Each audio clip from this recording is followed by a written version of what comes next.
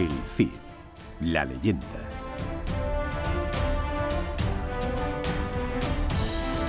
La historia del hombre que se convirtió en mito.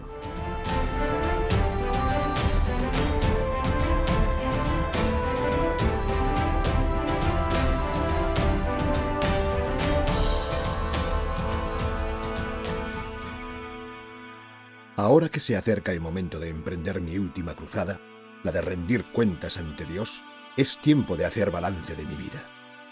Una vida excepcional, llena de aventuras, de victorias épicas, de lealtades inquebrantables. Pero también de guerras, de muerte y de traición. Una vida que jamás soñé cuando aún era un niño en el pequeño pueblo de Vivar, y que me llevó a alcanzar las mayores cotas de poder y de gloria. Pido a Dios benevolencia en la hora de mi juicio por haber dedicado mi vida a luchar en su nombre contra el infiel.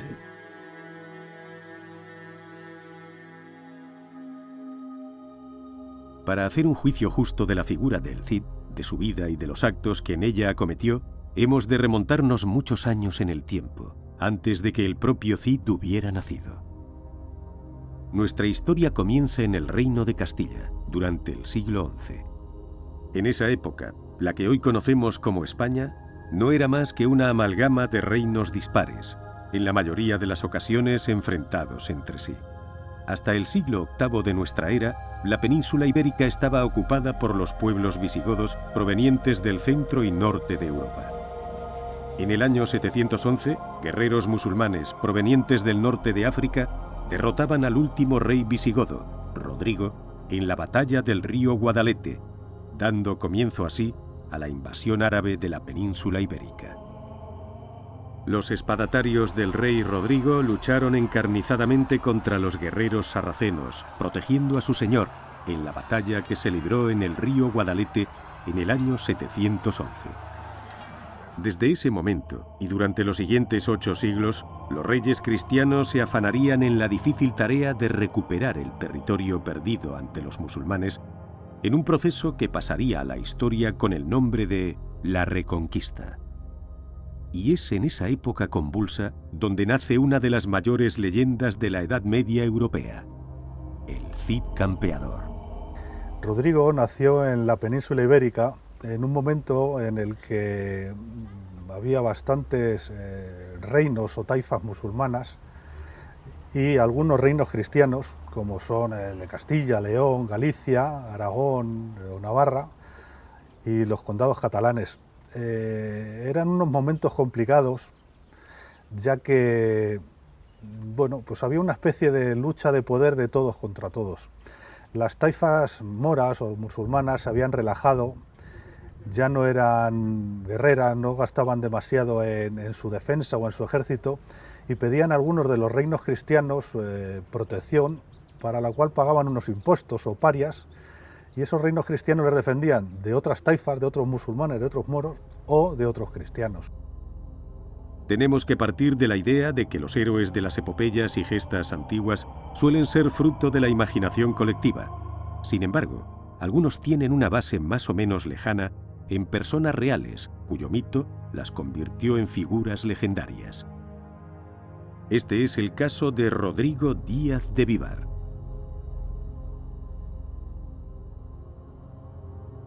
Aunque su biografía cruzó durante siglos mística y realidad, hoy podemos asegurar con toda certeza su existencia, ya que los historiadores nos han ido desvelando múltiples datos contrastados de su vida.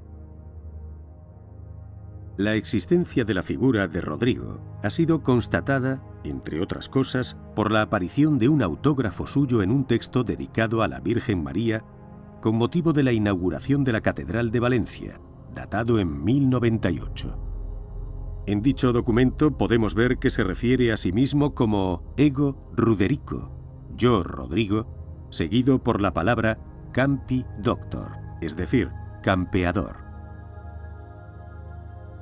Pero en realidad, ¿quién fue este héroe legendario? ¿Y qué hay de cierto en toda su leyenda? En este documental vamos a centrarnos estrictamente en la figura histórica del llamado Cid Campeador, apelativo que deriva de la palabra árabe Sidi, señor, y campeador, del latín campi doctor, o lo que es lo mismo, experto o vencedor en el campo de batalla, lo que nos da una muestra más de su carácter.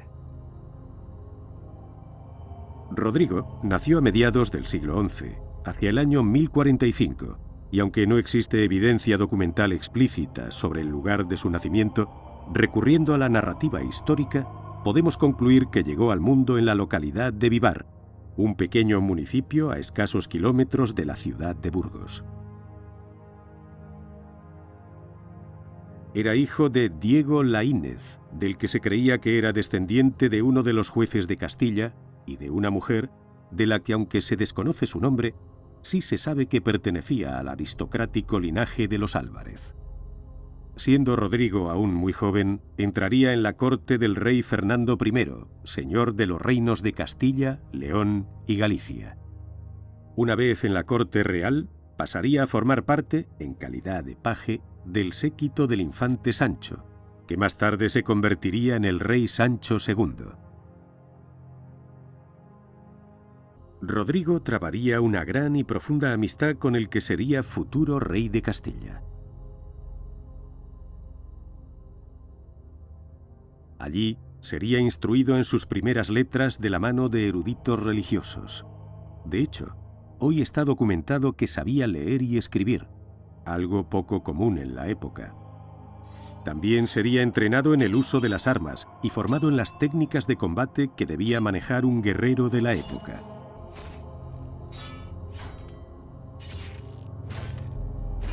Siendo aún adolescente, pero convertido ya en un guerrero que destacaba por su maestría en el combate, sería investido caballero de la mano del propio infante, a quien acompañaría en el que sería posiblemente su primer gran enfrentamiento armado, la batalla de Graus, en el año 1063, en la que Sancho acudió en auxilio del rey de la taifa de Zaragoza, Al-Muqtadir, aliado de Castilla, contra su enemigo Ramiro I de Aragón, batalla en la que el Cid empezaría a forjar su leyenda de luchador irreductible.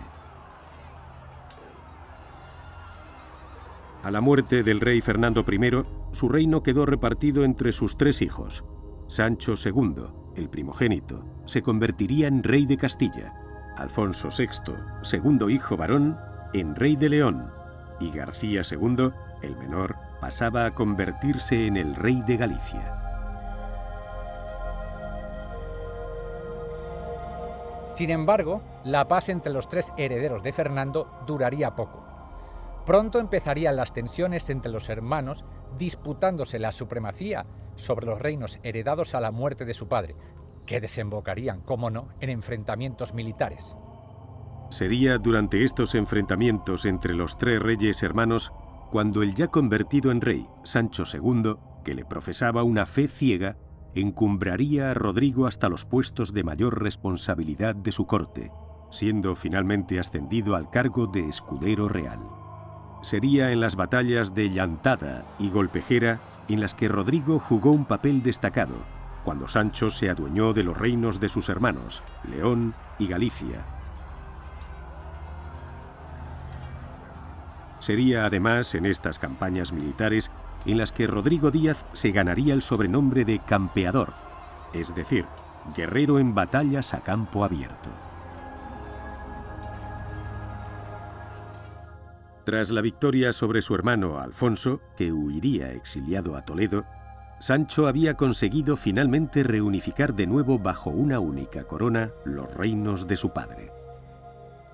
Pero la paz real no iba a durar mucho, ya que a finales del año 1072, su propia hermana, la infanta doña Urraca, al frente de un grupo de nobles leoneses descontentos con el reinado de Sancho, se alzarían contra él en la ciudad de Zamora.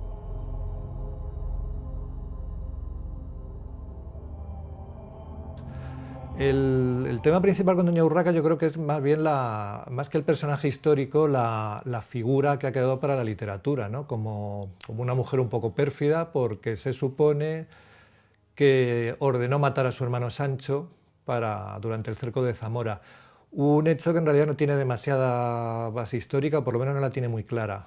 Pero lo importante en este tema de Urraca y del Cid en general más que lo que ocurrió realmente es lo que ha quedado para la narrativa, ¿no? Que los personajes se han cargado de mito y Urraca ha quedado un poco como la mala de la película, la que hizo matar a su hermano Sancho para conservar el poder en Zamora. Don Sancho acudiría a sofocar la rebelión sitiando la ciudad con su ejército y con la ayuda de las tropas del propio Rodrigo, siempre leal a su señor. El sitio de Zamora costaría la vida al propio rey Sancho, que fue abatido por el caballero zamorano Bellido Dolfos.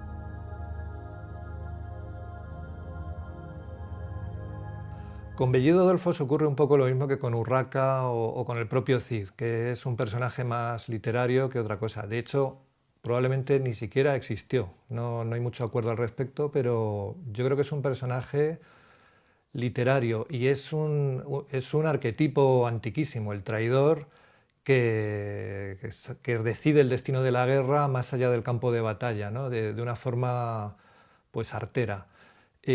Pero yo estoy con los que piensan que Bellido Dolfos es una invención, es un mito para engordar aún más toda esta trama histórica de la época del Cid. Este episodio militar es uno de los más recreados en cantares de gesta, crónicas y romances populares, por lo que es difícil aún hoy separar la información histórica de la legendaria.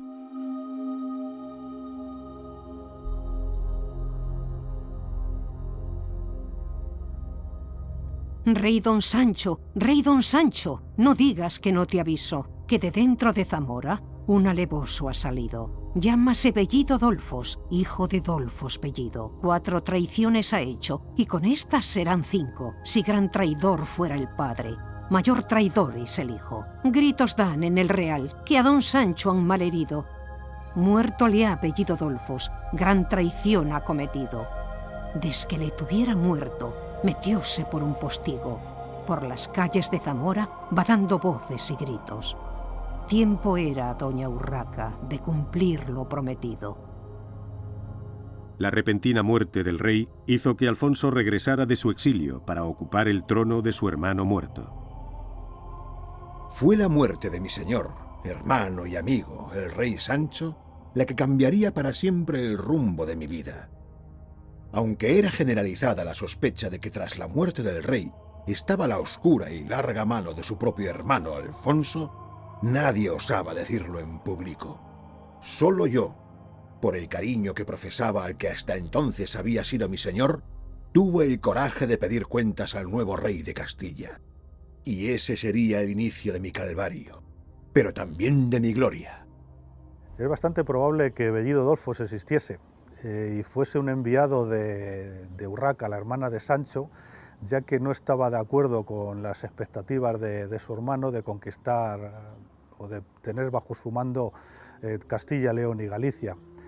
No sabemos si Bellido Dolfos se llamaba así, pero sí que hubo algún tipo de enviado o emisario que fue el que acabó con la vida de Sancho y cambió la historia de la península.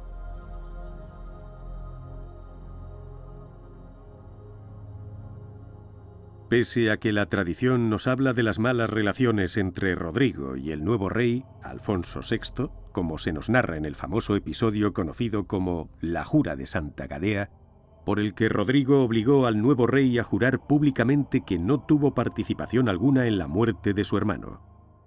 El hecho de obligar a jurar a un monarca podía ser interpretado como una humillación, una ofensa, pero en realidad este suceso nunca ocurrió, y es en realidad un mito creado en el siglo XIII para ensalzar la figura del Cid y su preeminencia sobre todo un rey.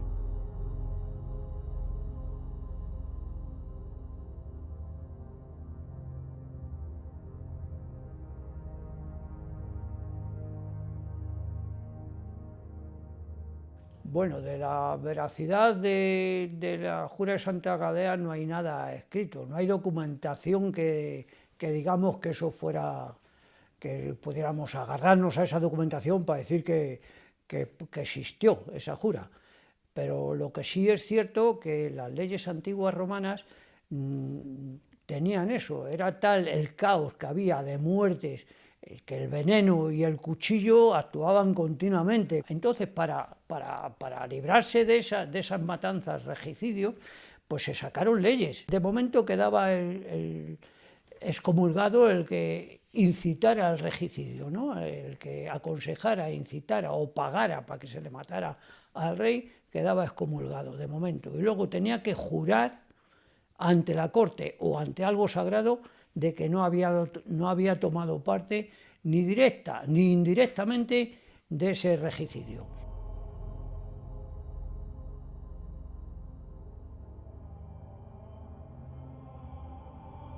Bueno, pues así las cosas, claro, ¿quién va a hacer jurar a un rey? También había que arriesgarse, aunque era normal hacerle jurar cuando había una muerte violenta en un rey, había que hacerle jurar al que iba a ocupar el trono.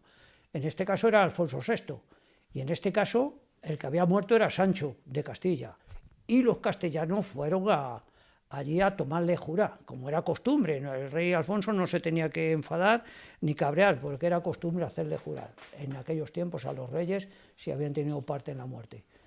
Claro, había que echarse para adelante y tal, o el más noble de los castellanos, o el más cualificado, tenía que hacerle jurar entre todos los castellanos al rey.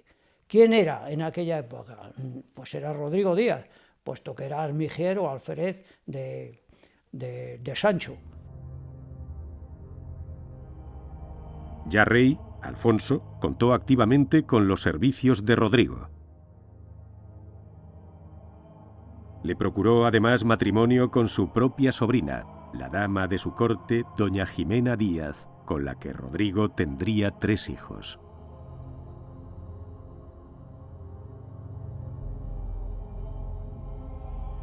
Jimena Díaz, como se llamaba a causa de su matrimonio con Rodrigo, era hija de un noble asturiano y de Cristina Fernández. Probablemente se casó Rodrigo con Jimena por amor, ya que las arras son el documento que se hace con los bienes que el marido otorgaba a la mujer en el momento de su matrimonio. Las arras que le concedió a Rodrigo a Jimena eran muy superiores a las que las leyes de Castilla dictaban en aquellos momentos. Rodrigo se acogió a las de León y como mínimo cedió la mitad de sus bienes a su mujer. Le otorgó también el cargo de embajador en el reino taifa de Sevilla en el año 1079, con la misión de cobrar las rentas que le adeudaba el entonces rey árabe Al-Muqtamid. Todo esto nos demuestra que, contrariamente a la leyenda popular, las relaciones entre rey y vasallo eran por aquel entonces excelentes. Pero si esto era realmente así, ¿qué fue lo que causó la feroz enemistad que surgiría entre ambos? Pues esencialmente sus disputas tuvieron origen en razones políticas y militares. Tras 10 años de fiel vasallaje a su rey, Rodrigo decidió por iniciativa propia emprender una campaña militar sobre las tierras de Gormaz, en Soria, en manos cristianas que habían sido atacadas por musulmanes procedentes de la taifa de Toledo. Bueno, las relaciones entre cristianos y musulmanes en aquella época, pues podemos verlas a varios niveles. Tengamos en cuenta que es una época en la que la guerra es una actividad económica cotidiana. O sea, no era cuestión de si iba a haber guerra o no, sino cuándo llegaba, pero siempre la había. El saqueo de frontera y tal era constante y era parte del intercambio económico de la época.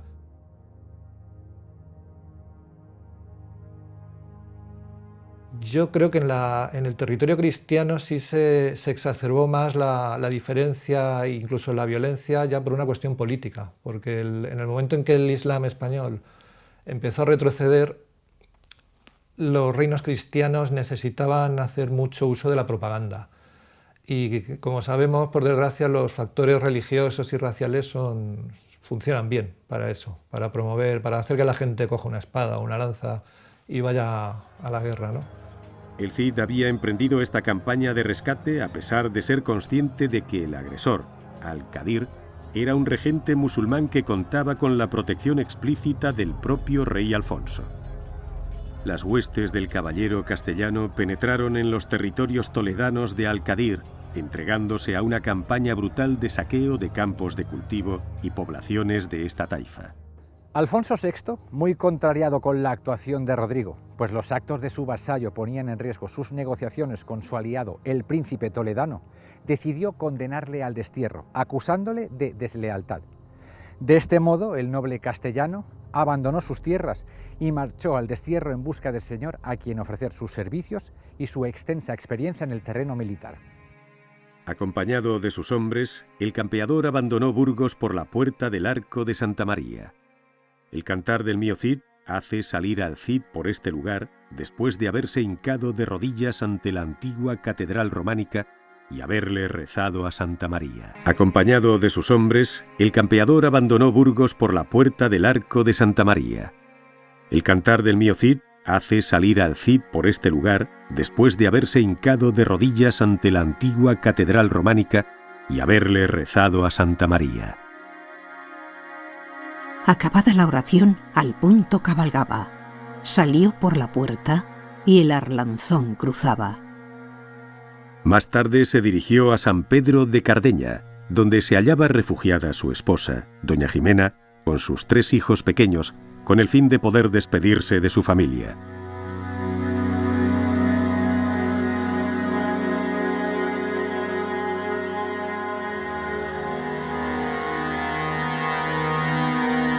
El ciego sol se estrella en las duras aristas de las armas. Llaga de luz los petos y espaldares y flamea en las puntas de las lanzas. El ciego sol, la sed y la fatiga, por la terrible estepa castellana, al destierro con 12 de los suyos. Polvo, sudor y hierro, el Cid cabalga.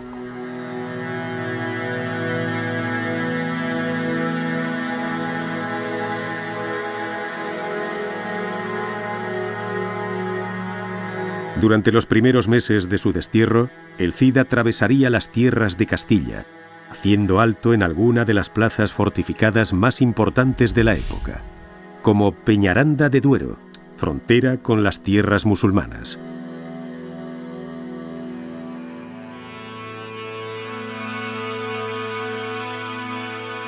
Posteriormente, las huestes del Cid pasarían cerca de la villa de Atienza, a la que denomina una peña muy fuerte. Es muy posible que la Castejón a la que se refiere el cantar donde se alojó el Cid en su destierro sea en realidad la villa de Jadraque. Aunque su castillo es denominado del Cid, en realidad su construcción es muy posterior a la época de nuestro héroe, ya que fue edificado en el siglo XV por el cardenal Mendoza. A la mañana siguiente se ponen a andar. En la llamada Medina se iban a albergar. Aunque el cantar cita a Medinaceli como plaza castellana, en realidad fue territorio musulmán en vida de Rodrigo, ya que Medina, muy importante por su posición estratégica, no fue tomada por Alfonso VI hasta el año 1104, 5 años después de que el Cid muriera en Valencia. Algunos estudiosos creen que el autor del cantar, o uno de los autores, pudo ser de Medinaceli.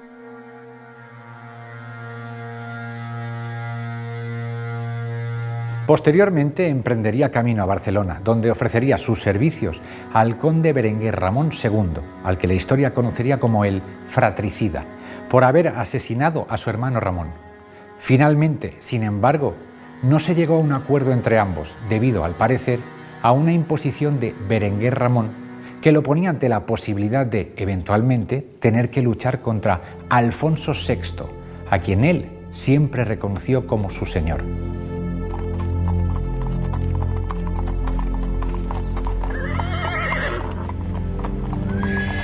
Allá va el Cid con toda su mesnada, tenía que salir con criados, guerreros, amigos, criados, no criados de fregar y de barrer, no, criados por él. De ahí degenera la palabra de hoy en día de criado, porque está el criado en tu casa.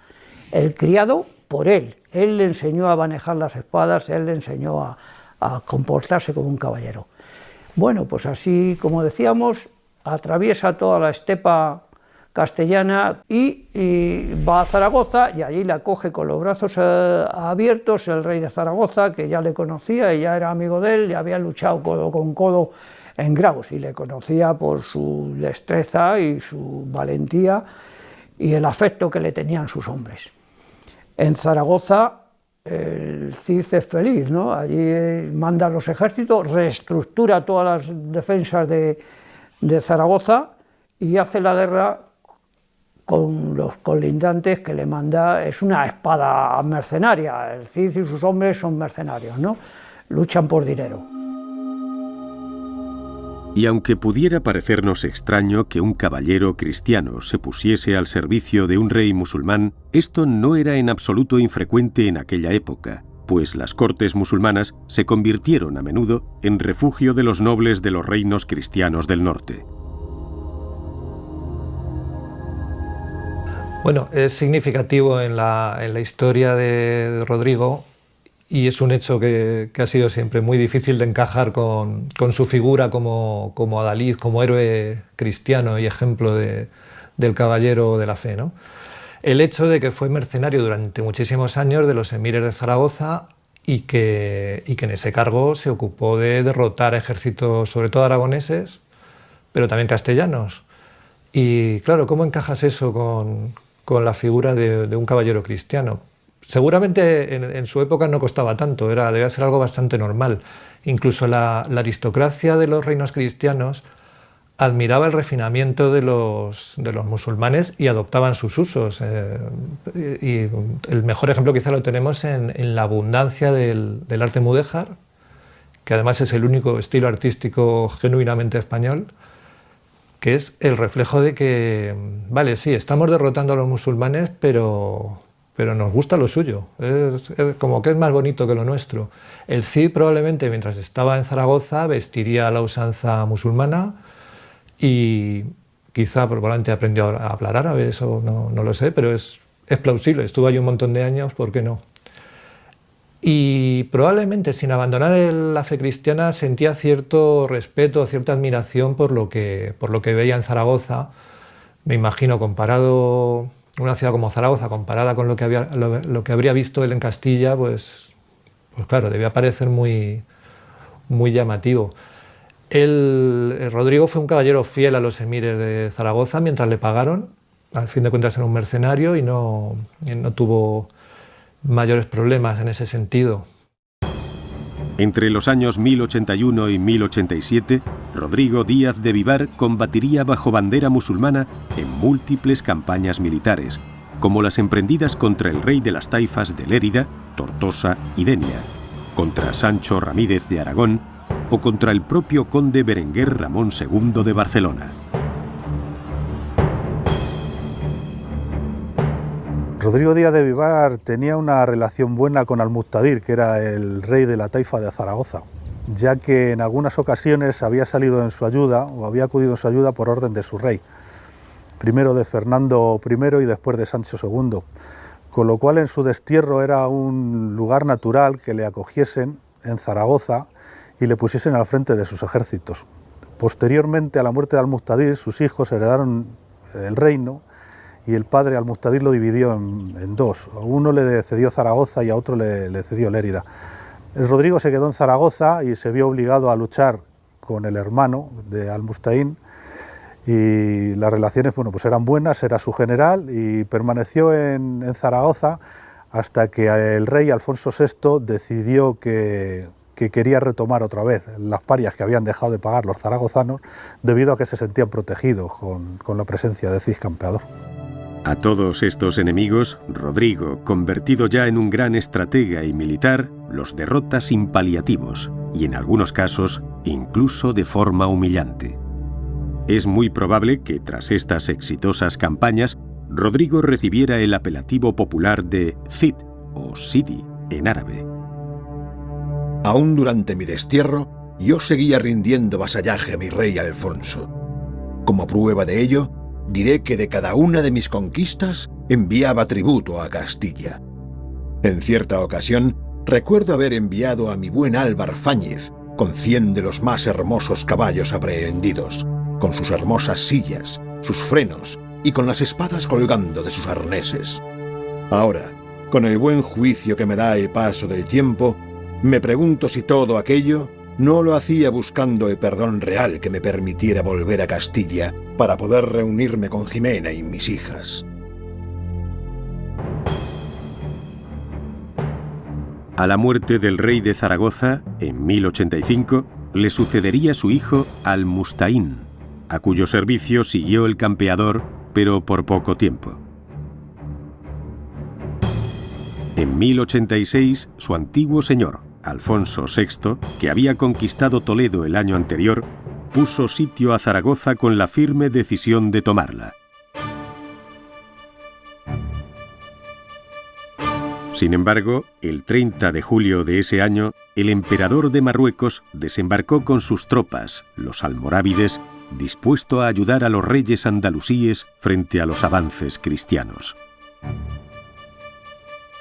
Los almorávides a veces se les confunde con una dinastía, pero no es exactamente eso. Era más bien una secta de monjes guerreros de origen norteafricano que, bueno, como tantas otras, quiso recuperar la pureza del Islam y formar un gran imperio, y lo consiguió. Hizo un imperio bastante notable en toda la zona de lo que hoy es Marruecos, Argelia, hasta Mauritania incluso.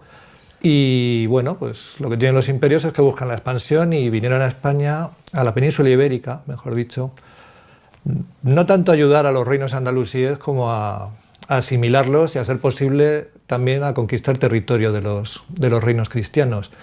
Eran combatientes muy duros, muy fanáticos, y un hueso realmente duro de roer, y coincidió con el momento histórico del Cid y permitió también darle lustre a su figura, claro, porque él se enfrentó a ellos y los derrotó, lo cual fue un suceso muy, muy llamativo en el momento, porque hasta ese instante no habían perdido realmente ninguna batalla los almorávides, y detuvo la expansión.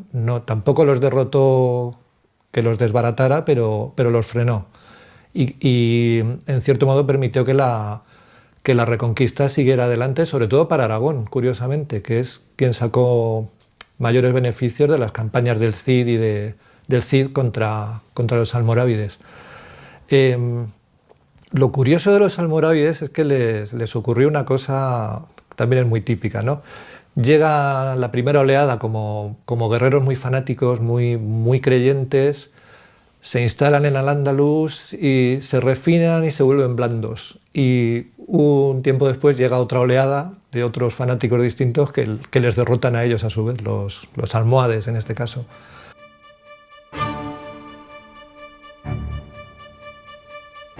Ante la llegada de estas tropas provenientes de África, el rey de Castilla tuvo que levantar el cerco y dirigirse hacia Toledo para preparar la contraofensiva. Sin embargo, esta batalla se saldaría el 23 de octubre con una gran derrota castellana conocida como la de Sagrada. Apremiado por esta derrota, Alfonso VI pediría auxilio a sus aliados para hacer frente a la creciente amenaza almorávide, y es entonces cuando, al parecer, se produce la reconciliación entre el rey cristiano y el Cid. Alfonso VI pudo haber perdonado a Rodrigo por un motivo estrictamente pragmático: la necesidad que tenía de reunir a caballeros y caudillos de gran valor militar, como lo era sin duda Rodrigo, con los que enfrentarse al nuevo poder que llegaba del norte de África. El campeador recibiría, pues, el mandato de expulsar del territorio valenciano a todos los aspirantes al dominio de la zona, bajo la promesa de poder adueñarse de todas las tierras que conquistase el Levante bajo el nombre del rey. El Cid cumpliría este mandato a la perfección, ganando para el rey y para sí mismo los territorios de Sagunto y Alpuente, lo que le permitió mantener y financiar a su propio ejército sin que el rey tuviera que aportar ni un solo sueldo.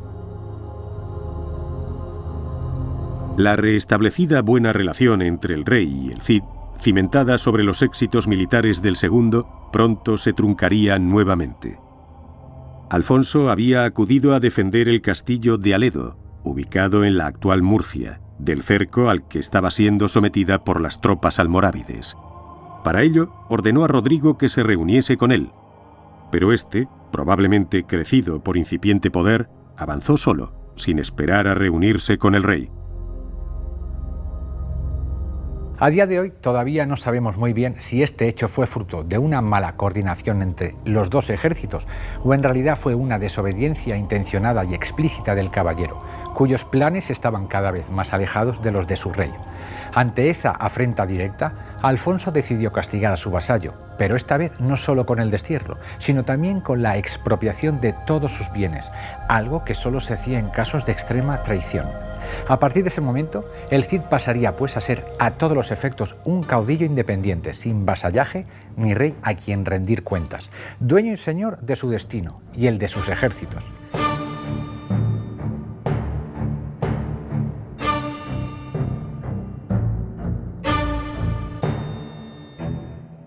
El caso de Aledo depende mucho de cómo se analice. Se ha dicho que el Cid no acudió porque no le dio la gana, porque no quiso. Otros dicen que simplemente hubo un problema de comunicaciones y llegó tarde. Eso habría que estar en la piel de los protagonistas para saber qué ocurrió realmente. Yo personalmente pienso que fue más un malentendido porque el Cid no era un hombre que se escabullera de la lucha, entonces no tenía ningún motivo para no ir a la batalla. Pero las consecuencias que sí conocemos sí fueron importantes, porque efectivamente a Rodrigo le desposeyeron de sus bienes, le desterraron otra vez, y eso fue el disparador de la campaña al final sobre Valencia, que tuvo unas consecuencias históricas notables, porque bueno, arrebató una ciudad muy importante a los musulmanes,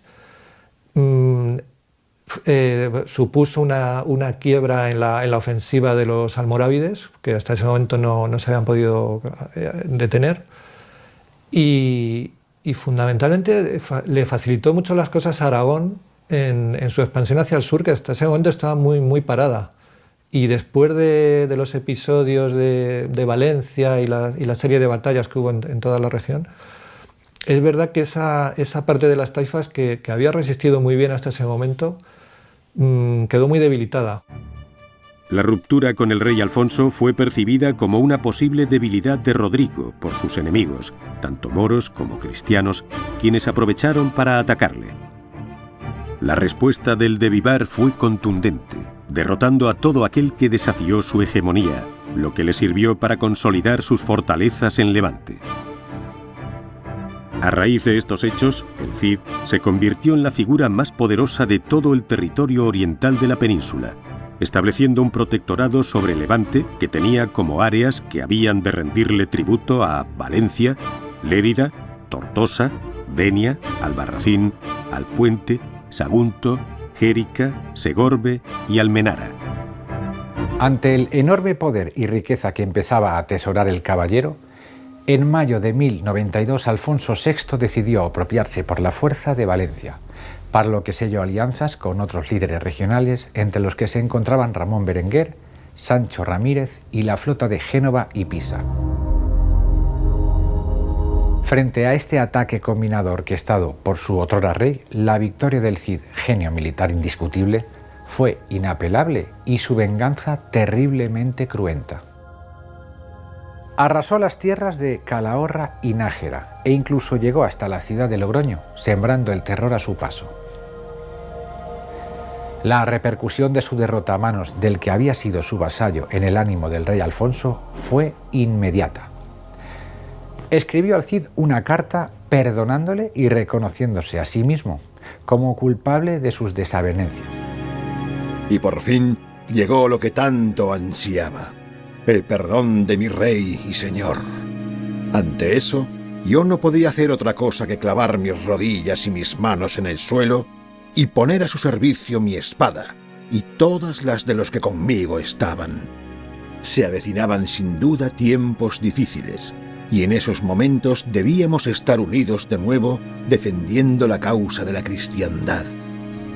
Tras la sucesión de victorias y conquistas llevadas a cabo por Rodrigo, ya ninguna fuerza cristiana se podía oponer al Cid, y solo el potente imperio almorávide, por entonces en la cima de su poderío militar, podía hacerle frente. Fue precisamente la amenaza almorávide lo que definitivamente llevó al Cid a dar un paso más en sus ambiciones en Levante. Superando la idea de crear un protectorado sobre las distintas fortalezas de la región, decidió conquistar la ciudad de Valencia para establecer su señorío hereditario no sometido a ningún rey cristiano.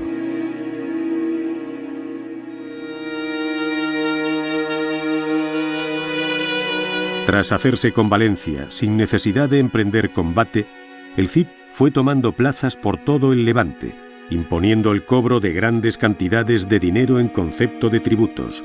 Para hacernos una idea del capital que fue recaudando Rodrigo, diremos, por ejemplo, que recibió 50.000 dinares por Denia, Tortosa y Lérida, por Alpuente 10.000 y, el más importante, 52.000 dinares por Valencia. Gracias a todas estas conquistas, el Cid controlaba prácticamente todas las tierras de Levante. Era tal la fama del Cid y de sus mesnadas, las más numerosas y valientes de toda la península, que a ellas se les sumaban hombres procedentes de remotas partes de Europa y África. En el otoño del año 1092 se produce una sublevación en Valencia, encabezada por el cadí Ben Jafá, quien por las armas depone al visir nombrado por el propio Cid. Al conocer la noticia, el campeador, encolerizado, regresó de inmediato a Valencia y puso cerco a la ciudad. Los rebeldes sitiados solicitaron refuerzos a los almorávides, quienes enviaron un ejército en su ayuda.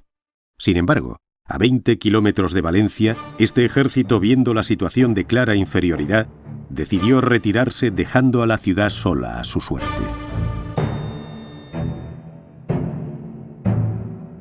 Tras esta huida, ya no recibirían los árabes valencianos auxilio externo alguno, por lo que la ciudad empezó a sufrir las consecuencias del desabastecimiento producto del sitio al que estaban siendo sometidos.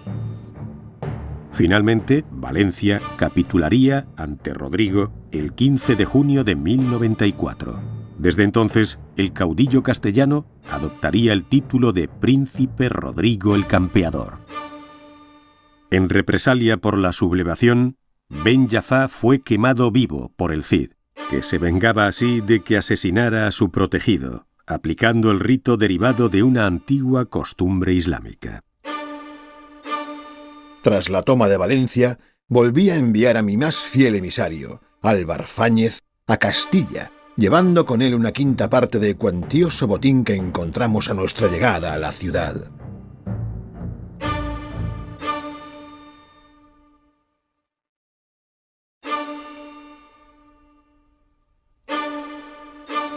Álvar Fáñez, Áñez o Yáñez es otro añadido al mito del Cid. El personaje existió realmente, era un importante capitán del ejército castellano, pero la verdad es que nunca fue el lugarteniente ni la mano derecha del Cid. De hecho, incluso puede que no coincidieran casi nunca. Incluso puede que ni siquiera se llevaran bien. Pero el poeta que compuso el cantar, por algún motivo, los quiso poner a los dos grandes capitanes de la época, los quiso poner juntos y subordinó a Minaya al Cid. Pero eso fue una ocurrencia del poeta, porque realmente Álvar Fáñez hizo su vida, hizo sus guerras y sus campañas, él sí por Castilla, y realmente su relación con el Cid fue, si la hubo, fue muy puntual y muy ocasional. Pero a pesar de haber sofocado inicialmente la revuelta en el Levante, la presión almorávide no cesaba. Solo unos meses más tarde, a mediados de septiembre, un nuevo ejército al mando de Abu Abdalá, sobrino del emperador Yusuf, llegaría hasta Quart de Poblet, a 5 kilómetros de la capital levantina, y la sometió a asedio. Pero nuevamente fueron derrotados por el Cid en una cruenta batalla campal.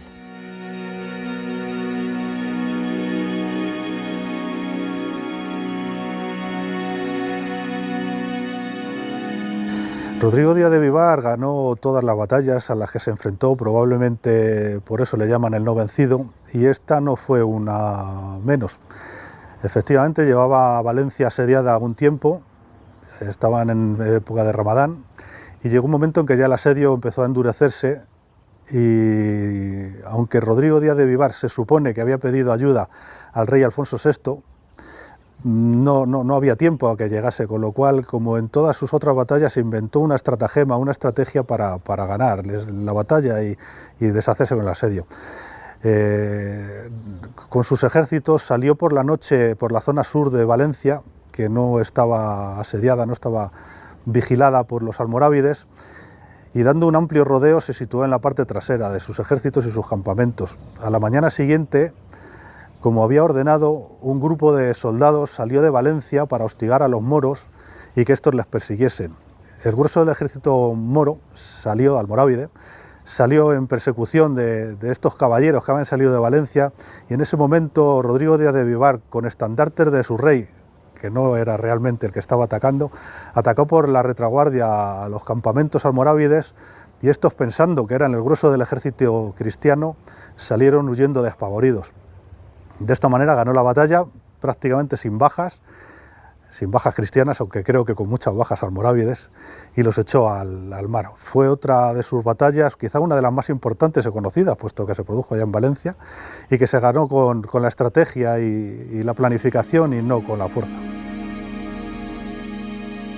De nuevo, a finales de ese mismo año, nuevos disturbios ocasionados por musulmanes convencieron al Cid a fijar su residencia permanente en Valencia, más concretamente en el Alcázar, así como a disponer de la mezquita para ponerla bajo la advocación de Santa María.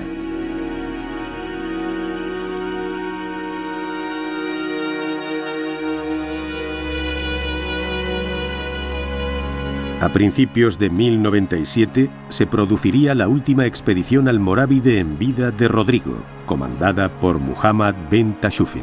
Esta nueva incursión desembocó en la batalla de Bairén, de la que una vez más saldría victorioso el caudillo castellano, esta vez con ayuda de las huestes aragonesas del rey Pedro I, con el que Rodrigo había firmado alianza en 1094. Esta victoria le permitió proseguir con sus conquistas por todo el levante de la península. Así, a finales de 1097, el campeador ganó la plaza de Almenara y en junio de 1098 logró ocupar la poderosa plaza de Sagunto, que reforzaba notablemente su dominio en aquellas tierras. La intensa actividad guerrera de Rodrigo y las secuelas de las graves heridas padecidas años atrás en la batalla de Daroca mermaron ostensiblemente su salud, al punto de que meses después de la rendición de Valencia, su deterioro físico era patente. También había ayudado a este declive la muerte de su hijo Diego en la batalla de Consuegra, 2 años antes, muerte que le había sumido en una profunda tristeza. Dios, a quien con tanto ahínco había querido siempre servir, me quitó demasiado pronto lo que más quería. Con Diego se fueron mis ganas de vivir, la continuidad de mi obra y mi apellido. Ya no me quedaban fuerzas ni ilusiones para batallar, más aún presintiendo que el final estaba ya cerca. Efectivamente, fue una paradoja, ¿no? Porque el Cid, invicto en 1000 batallas y con heridas, eso sí, pero no muy graves, y el hijo, la primera vez que va a combatir, la primera batalla, muere. Muere, pues, además, defendiendo al rey Alfonso VI, con sus espadatarios. Alfonso VI logra salvar la vida con un espadazo en el muslo cosido a la silla de su caballo, o sea que también se llevó lo suyo. Pero perdieron la batalla, ¿no?, contra los almorávides. Para el Cid supuso un golpe muy duro, porque eran sus esperanzas. En aquella época, tener un hijo era tu continuidad, que tu apellido sobreviviera a los atabares de la historia y la casa que fuera esa, la tuya, la de Díaz. Entonces, para él fue un golpe muy duro. Eso, unido a un montón de heridas que tenía y que pues sufrió un declive muy profundo, incluso físicamente, mentalmente y físicamente. Pero en contraste con todos los héroes de todas las poesías y de todas las cantares y de todas las trovas que había en la época en toda Europa, Él muere en la cama, tranquilamente, en todas las trovas y ensalzando a los héroes, los ponen que han luchado con 300 enemigos él solo y ha muerto combatiendo. El Cid no, muere tranquilo, relajado, alrededor de los suyos. La de Sagunto sería su última conquista. Apenas un año después, hacia mayo de 1099, el Cid moría de muerte natural en Valencia cuando contaba con 55 años de edad, algo normal en una época en la que la esperanza de vida eran 50 años. Su esposa, Jimena, se convertía así en señora de Valencia. Durante unos años, la viuda de Rodrigo consiguió defender la ciudad de los musulmanes, gracias a la ayuda de su yerno Ramón Berenguer III. Pero en mayo de 1102, ante la imposibilidad de defender por más tiempo el Principado, la familia y la corte del Cid, abandonaron Valencia con la ayuda del rey Alfonso VI, no sin antes aplicar la táctica de tierra quemada, desvalijando e incendiando la ciudad antes de partir.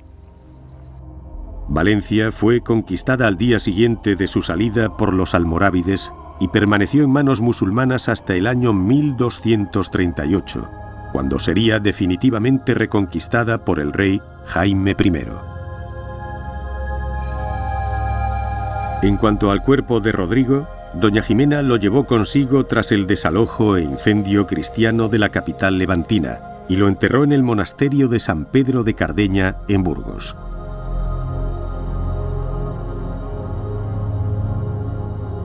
En 1808, durante la Guerra de la Independencia, los soldados franceses profanaron su tumba, pero finalmente, y tras diversos traslados, desde el año 1921, sus restos reposan junto con los de su esposa doña Jimena en el crucero de la Catedral de Burgos.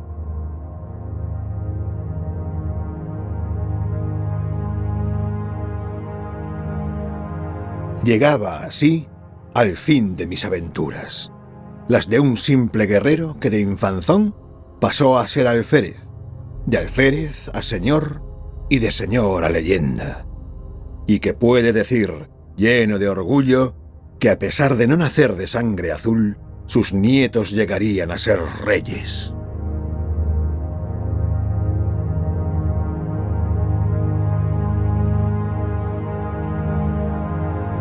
Tras su muerte y durante los siglos venideros, la figura del Cid se fue agrandando, dando paso a innumerables leyendas, muchas de ellas sin base histórica, sobre su vida y sus campañas militares, que pronto arraigaron en la cultura popular. A ello contribuyó especialmente un género literario, la poesía épica, y especialmente el Cantar del Mío Cid, obra anónima escrita alrededor del año 1200, es decir, 100 años después de la muerte del Cid. Se trata de una obra compuesta de 3.730 versos que relata las hazañas heroicas inspiradas libremente en la vida del caballero castellano, y lo que en él se cuenta, aunque con tintes de ficción, refiere en realidad los episodios históricos más relevantes de su vida. En el poema se magnifican sus hazañas para crear la figura del héroe que ha llegado hasta nuestros días. El Cantar de Mío Cid no es que forme parte de la leyenda del Cid, es que el cantar es la leyenda. El cantar unido a una serie de poemas y romances es el que forma esta figura que al final, más que histórica, es muy literaria y muy mítica. El Cid es el arquetipo del caballero cristiano y del caballero castellano. Es un elemento propagandístico de primer orden para el reino de Castilla. Entonces, en ese sentido, el cantar es sobre todo una gran obra de propaganda, una propaganda muy, muy hermosa, muy bien hecha, que mezcla elementos históricos con invenciones y con medias invenciones, pero lo hace bien, lo hace con talento. Es una obra que luego se ha utilizado posteriormente, incluso muy posteriormente, para añadir más mito a la formación de un espíritu nacional, ¿no? Teniendo en cuenta que el Cid es un héroe castellano, luego se convirtió en un héroe español y ha sido muy, muy utilizado en ese sentido propagandístico, pero tiene lógica, porque ya desde el principio la figura del Cid como personaje literario ha sido sobre todo un elemento de propaganda política que justifica pues la misma existencia de un reino, su expansión, su formación. No es algo exclusivo de Castilla, por supuesto. En la historia siempre se hacen estas cosas. Crear un héroe nacional que encarne los valores que supuestamente tiene esa nación. Además del Cantar de Mio Cid, los otros 3 textos de su género que han perdurado y que nos hablan de las andanzas del héroe castellano son las Mocedades de Rodrigo, con 1700 versos, el Roncesvalles, de unos 100 versos, y una corta inscripción de un templo románico conocida como Epitafio épico del Cid.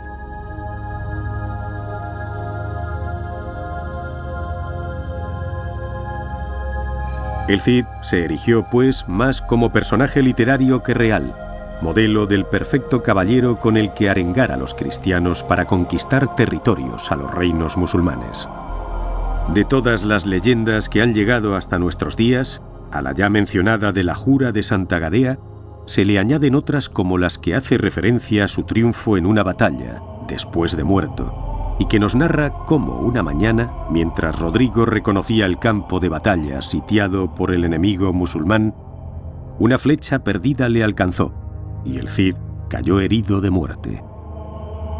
Sabiendo de su propio final, aún tendría el valor para indicar a sus hombres una última estratagema. Ordenó que embalsamaran su cuerpo y que, ya muerto, cabalgara sobre su caballo Babieca en la siguiente batalla, comandando a sus tropas. Toda la noche, continúa la leyenda, sonaron los tambores moros para animar a los combatientes, seguros de la victoria, sabedores de que el Cid había sido abatido. Al amanecer, se abrieron las puertas de Valencia y por ellas salieron a galope todos los caballeros cristianos que había en la ciudad, con el Cid a la cabeza. Sus hombres le habían vestido, ceñido sus armas y montado sobre su caballo. Las tropas árabes quedaron sorprendidas viendo al Cid montando en Babieca cabalgando hacia la batalla, cuando le creían muerto. Fue tan grande el miedo que cundió entre las tropas que huyeron presa del pánico, creyéndole inmortal. De esta forma, el Cid campeador había ganado su última batalla. Otro de los episodios populares sobre la figura del Cid es la de la afrenta de Corpes. En él se narra cómo los infantes de Carrión, nobles de origen castellano, pidieron al Cid la mano de sus hijas.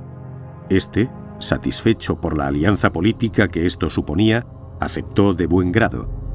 Sin embargo, al llegar a Valencia, los infantes dieron muestras de cobardía al no querer enfrentarse a los musulmanes que sitiaban la ciudad. Cobardía que quedó demostrada una vez más al asustarse de un león amaestrado propiedad del Cid. Este, prosigue la leyenda, lo cogería del cuello y lo llevaría hasta su jaula, entre las risas de sus tropas y la vergüenza de los infantes.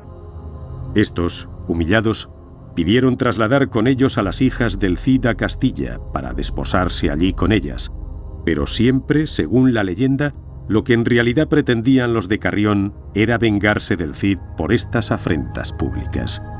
En un robledal llamado de Corpes, azotarían a las jóvenes y las abandonarían allí a su suerte atadas a un árbol. Quiso la fortuna que fueran socorridas por un caballero del séquito de los infantes, primo del Cid. Rodrigo, al enterarse de la afrenta, retó a duelo a los infantes, venciéndoles y restituyendo su honor mancillado. Finalmente, las hijas de Rodrigo, cuyos nombres eran María y Cristina, se desposarían con los infantes de Navarra y Aragón, dato este corroborado por la historia. Pienso que la realidad es que sus hijas se casó, una con el conde de Barcelona, Ramón Berenguer III, y la otra con Ramiro de Navarra, o sea que me parece que lo de los condes de Carrión es un mito. La leyenda acompañaría al Cid e incluso a sus objetos personales, sus armas o sus animales. Tal es el caso de los nombres de sus espadas, Tizona y Colada, o el de su caballo, Babieca.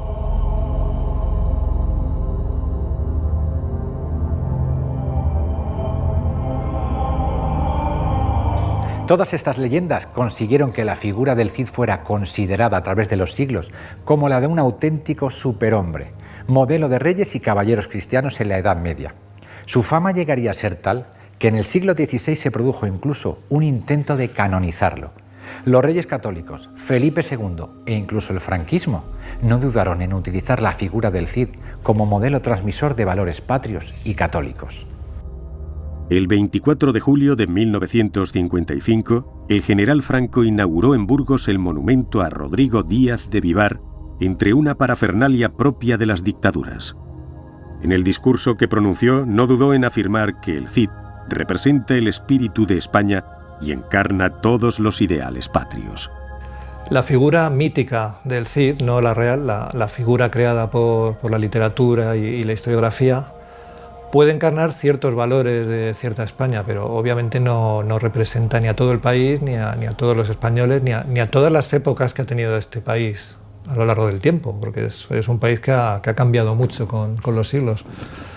Pero claro, todos los estados necesitan mitos y necesitan héroes para justificarse, son símbolos a fin de cuentas que intentan representar lo que se supone que es ese país.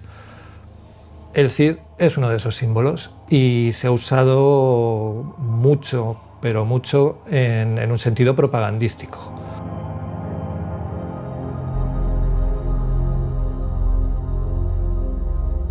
Lo que podemos decir es que en parte es personaje real, en parte es personaje literario y eso ya no tiene arreglo, es así, es su figura, fuera él como fuera, la persona de Rodrigo Díaz de Vivar, ya está totalmente impregnado del mito literario e histórico y tampoco pasa nada porque sea así.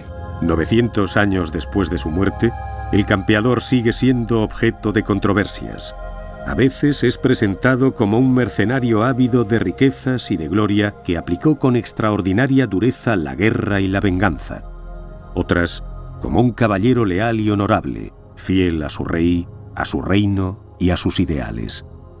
En cualquier caso, el Cid continúa enclavado en el imaginario popular, sin que seamos capaces de saber cuánto de realidad y cuánto de ficción hubo en la vida de Rodrigo Díaz de Vivar. Y quizás deba seguir siendo así para siempre.